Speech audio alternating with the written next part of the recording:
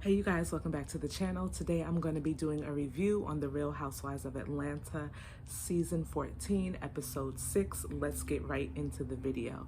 So Sheree and Tyrone. Sheree is walking around here looking like a lost puppy dog over this situation with Tyrone. She is not leaving her house. She's down, depressed. I've never seen her so sad. Sheree, Sheree, I can't believe at this particular state in your life, after all that you've gone through with your ex-husband Bob, that this man has got you feeling this way and just drooping around like you're living a lavish lifestyle from all that we can see on the show. And you over here moping and, boo-hooing. Like, girl, get yourself together. Get yourself together. So her daughter comes over and helps her fold clothes, and they have a discussion about the whole Tyrone situation. And I get from Tiara, who is Sheree's daughter, that she is not in agreement with her mother staying with Tyrone. She knows a lot more than we as the viewers know, so I know that she's well versed in their back and forth situation. And she's like, nah, my mother deserves better. She even says to Sheree, I wouldn't have expected you to stay, because Sheree alludes to the fact that she still perhaps wants to be with Tyrone. She's not willing to let it go just yet. She still loves him. Sheree, love is great, but I don't think that man, she said to her daughter that he didn't even call her at all that day, and that he had the nerve to call her the next day and begin the conversation like nothing ever happened. So to me, he's playing you like Bobo the fool. Like, you are a fool. And you don't look good with him making you look like a fool. It's more to the story. Like, I'm with Candy. Candy says in her confessional that she believes, last week, that she believes that this man has another woman. Pretty much, she alludes to that. And I have to agree with Candy. You know, Candy be knowing the information. So I agree with her. There's something I don't understand. Just something not hitting the way it needs to hit with this story.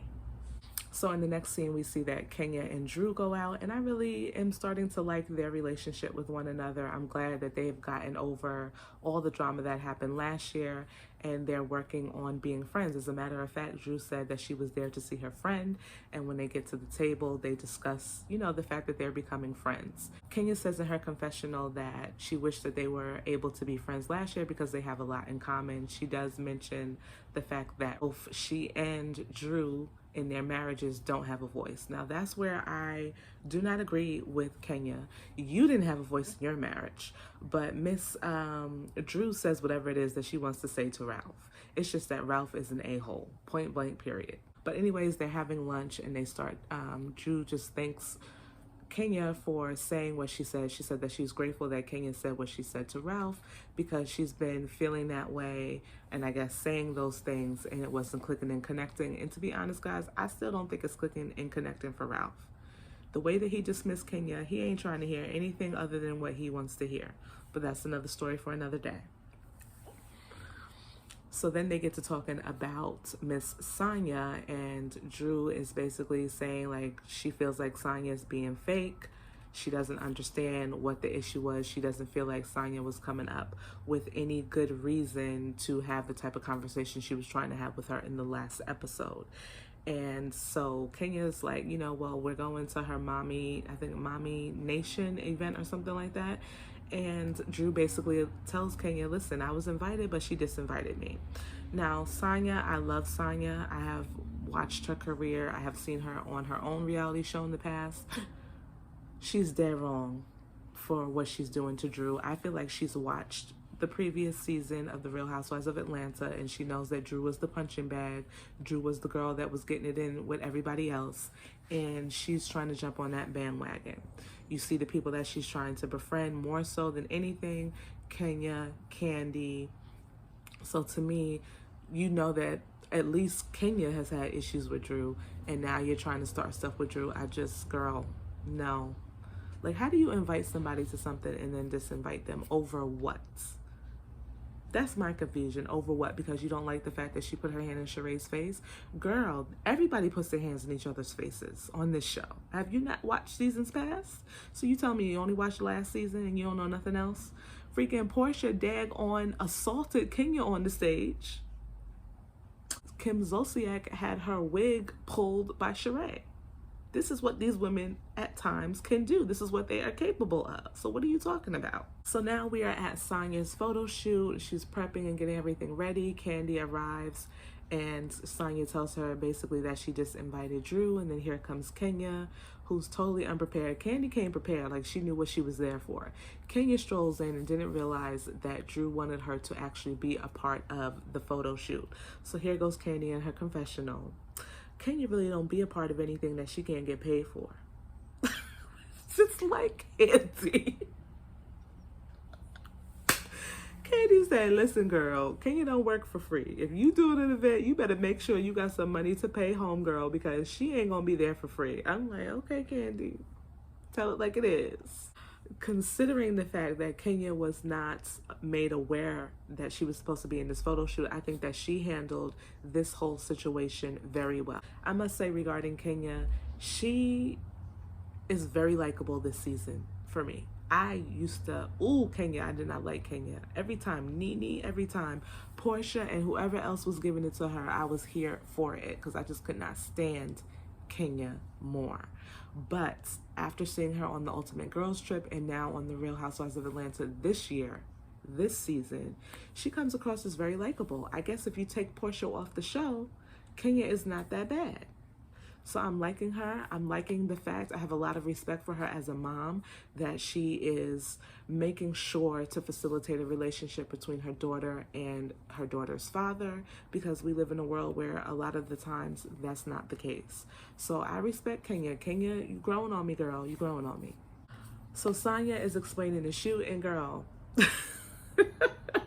it's a Black Friday shoot. And Kandi is like, you got me doing the mother effing Black Friday. That's what she says in her confessional. Like, really, girl? I am Kandi Burruss. We don't do no sale, no Black Friday 75% off sale stuff over here. I thought that was hilarious. Kandi was funny in her confessionals this episode. So Kenya gets to talking about it as well, and Candy's like, shh, I really like her.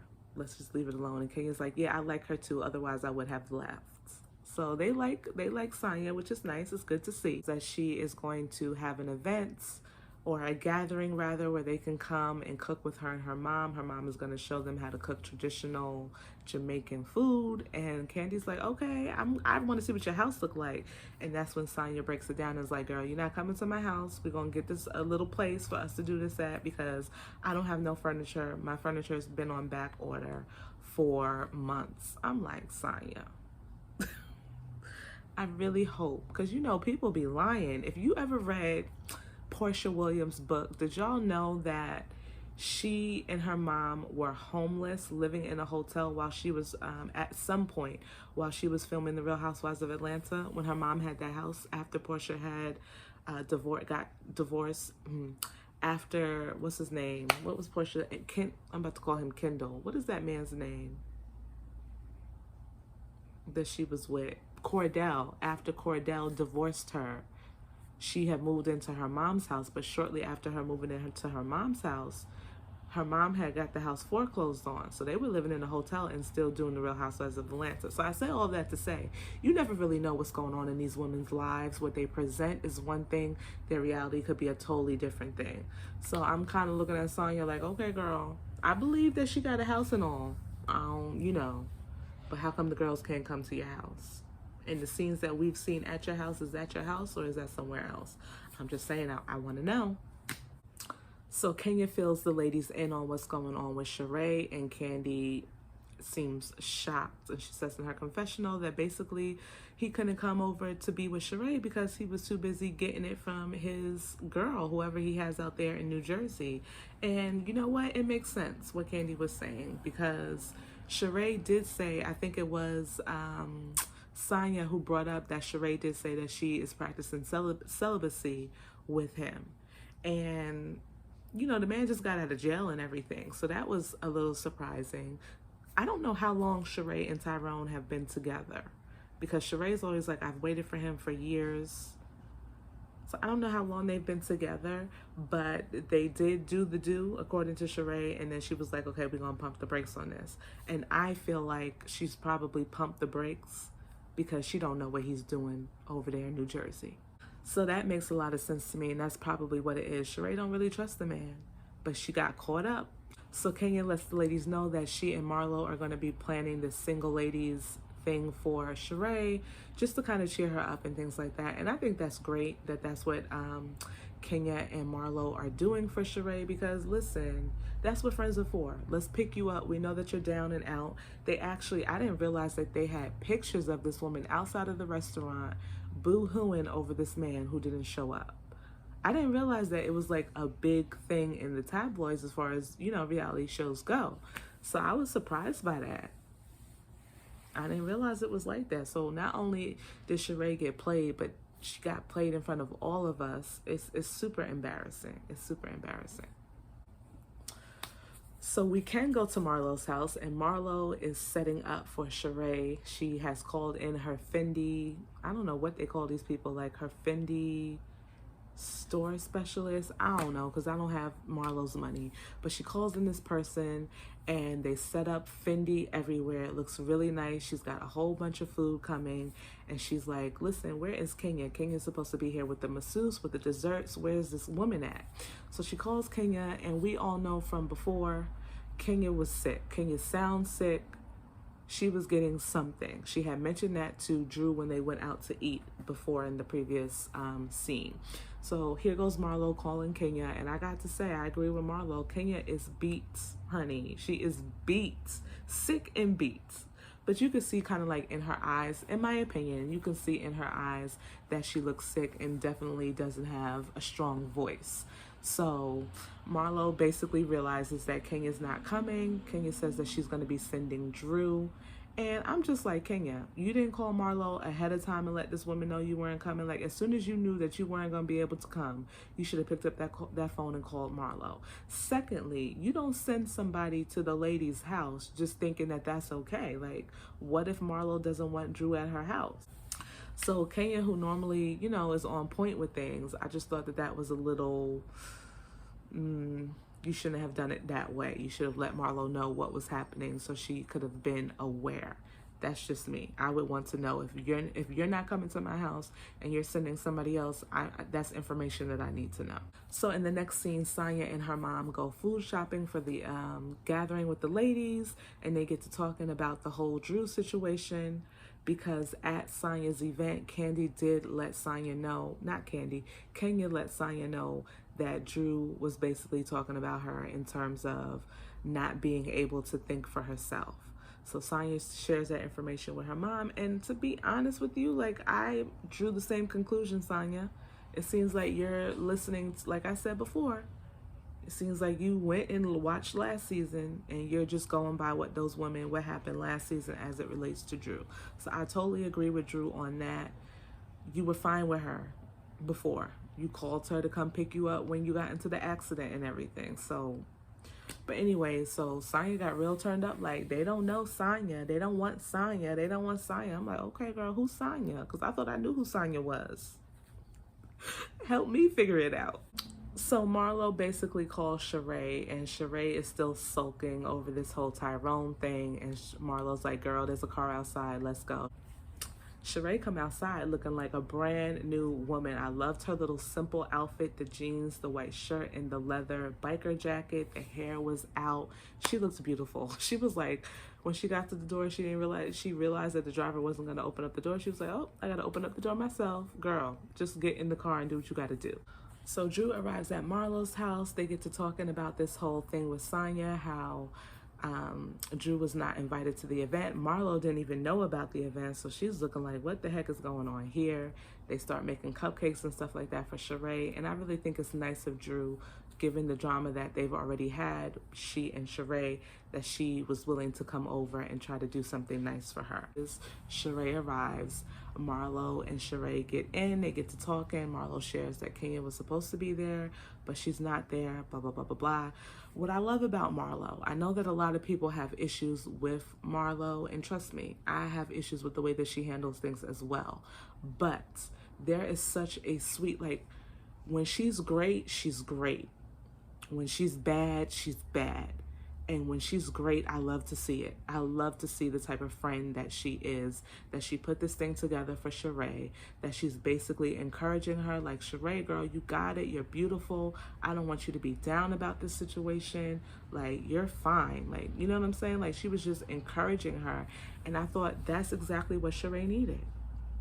She said, Marlo said, I'm not going to sit here and judge you, regardless of what you're going to do, because Sheree is like, I still love him. I think I still want to be with him. So Marlo's like, well, and I think Sheree mentioned, oh, he loves me too. So Marlo's like, how do you know that he loves you? And I thought that that was a great question, because remember in the last episode when Kenya was there to comfort Sheree, Kenya had said something like, well, this is the first strike. And Sheree was like, nah, this is strike 51. So girl, tell us what he has shown you that would suggest to you that he loves you, because I don't see it either. I'm with Marlo, like, how do you know? So in Sheree's confessional, she says that she's had a wake-up call. She's been feeling unloved and unwanted. And I'm like, these are all characteristics of a person, in my opinion, that has low self-esteem about themselves. And that just goes to show you, it don't matter what your outward looks like. If your inward doesn't match, like her inward does not match her outward. Sheree is a beautiful woman. She's always dressed nice. She's always well put together. But inside, internally, these are the feelings that she has. I feel unloved. I feel unwanted, unworthy. Wow. Girl, you probably need to see a therapist. I highly recommend therapy.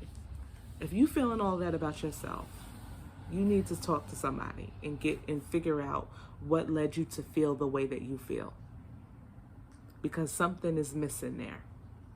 And before you can find yourself in a relationship with someone, you got to figure out like yourself, and you got to figure out what your self-worth is. And that, I think, was the messaging that Marlo was trying to send to her. So kudos and shout out to Marlo for doing what she was doing just to try to build her girlfriend up. I have a lot of respect for that.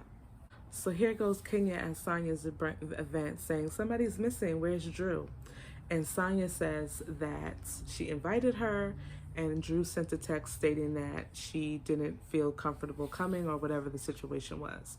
So like Drew had a conversation with Marlo about this, and she said, how is it that she had the Mommy Nation event and she told me that I couldn't come to that, but then wants me to come to this cooking thing?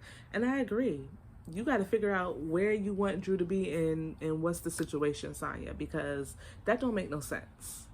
Drew could have just sat there, posed in front of the camera, and everything would have been well. I'm pretty sure, like, it didn't seem like it was a big to-do, this event, this Mommy Nation photo shoot. It was just a photo shoot. To me, you're at a different location now. Your mom is there. All of the women are there. It's still the wrong time for you to have the conversation with Drew. The conversation that you need to have with Drew needs to just be with you and Drew. So I just didn't understand why she was disinvited to the Mommy Nation thing, but invited to go sit down with the rest of the ladies to cook some curry chicken. It didn't add up to me. So I'm definitely understanding where Drew was coming from with that. Marlo and Kenya kind of get into it a little bit about her not coming for Sheree. They asked Kenya, like, why were you in glam? And Kenya said, I was just getting ready to go, and then I just felt like I couldn't go. And then Marlo is like, but you was in full glam. And Kenya was like, girl, didn't you just hear me say, I told you why I couldn't. I told you why I was in glam. I was going to go and I couldn't go. I didn't feel well. So they kind of get into it a little bit. And then here goes Sheree with the whole Candy thing, saying to Candy that she doesn't understand why Candy didn't pick up the phone and call her about the Tyrone incident. And my thing is, Sheree, you coming across as very do for me, do for me, do for me. Okay, like with the whole thing that Drew had to apologize to you like 20 times, and Candy had to apologize to you in New York, and now here you go wanting more from Candy in terms of her not picking up the phone and calling you about Tyrone. Candy's like, listen, I heard that you were emotional. It seemed like Candy didn't know how to approach the situation from her standpoint. And Sheree is like, girl, even Drew called me. Even Drew reached out, which it does look bad that Drew reached out and Candy didn't. But I don't, try as I might, I didn't really think Candy and Sheree were cool like that, to be honest with you. Y'all gonna have to bring me on a trip down memory lane, because in seasons past, I don't recall Kandi and Sheree being close like that. Sheree, it's not like you lost a family member or you were hospitalized for something. Your boyfriend did not show up for dinner. Like, really, girl, stop. So Kay is like, whatever. Kandi, she don't even really go down that road with Sheree. So, of course, Mama Joyce, as she's cutting whatever she's cutting, they're all discussing the Tyrone thing. And Mama Joyce is just wielding that knife, slinging that knife all over as she's telling them what she feels. And she tells Sheree, you need to block his number and keep it blocked. Leave that man alone. And yes, that's what mothers are there for. Leave that man alone. He done showed you who he is. Believe him the first time. Leave him alone. I totally agree with Mama Joyce.